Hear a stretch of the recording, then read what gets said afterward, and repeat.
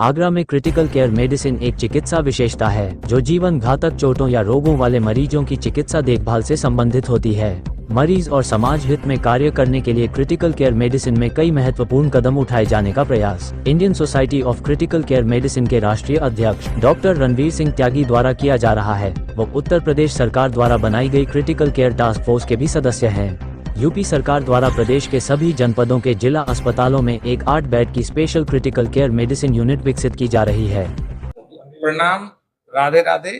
मैं doctor Ranveer Singh Tyagi, president Indian society of critical care medicine का राष्ट्रीय अध्यक्ष, और यूपी से लास्ट 33 इयर्स में पहली बार कोई राष्ट्रीय अध्यक्ष बना इस सोसाइटी का।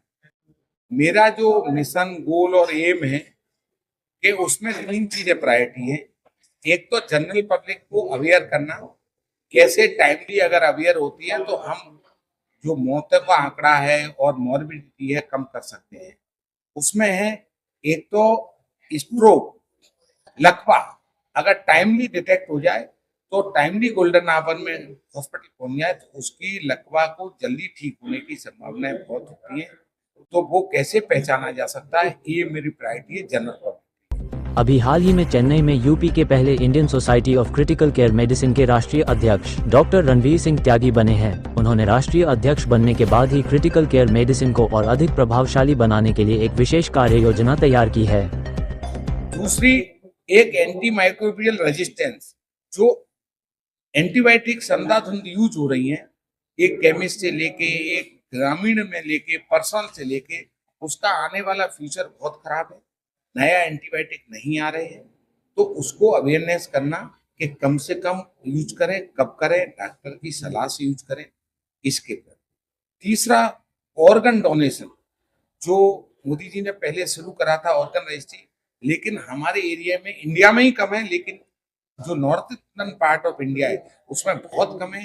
डिजीज डोनर से ऑर्गन, जो लोगों की ब्रेन डेथ हो गई है उसके अंग दूसरे के प्रत्यारोपण करना, तो उसके बारे में लोगों को अवेयर है कि इससे बड़ा दान कोई नहीं, अंगदान महादान। योजना की जानकारी देने के लिए एक जागरूकता पूर्ण पोस्टर विमोचन कार्यक्रम का आयोजन शुक्रवार को सिकंदरा बाईपास स्थित सिनर्जी प्लस हॉस्पिटल में किया गया। राष्ट्रीय अध्यक्ष डॉक्टर रणवीर सिंह त्यागी के अनुसार क्रिटिकल केयर मेडिसिन उन मरीजों के लिए होती है जिनके अंगों जैसे दिल, फेफड़े, गुर्दे के काम करना बंद करने का खतरा होता है। इसका उद्देश्य जीवन रक्षक सहायता, 24 घंटे निगरानी और गंभीर मरीजों की जान बचाना है।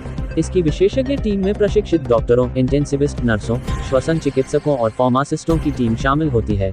चौथा है हमारा जो एक सीपीआर का प्रोग्राम है, हर आदमी को आना चाहिए।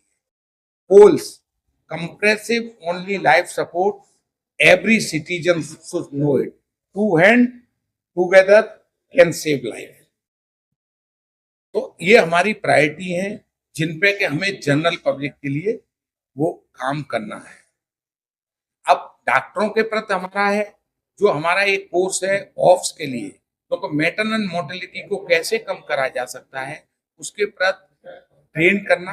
मैं यूपी गवर्नमेंट में as a president of ISCCM UP critical care task force का मेंबर हूँ। सरकार बहुत अच्छा काम कर रही है और हर डिस्ट्रिक्ट में 8 बेड की स्मार्ट ICU।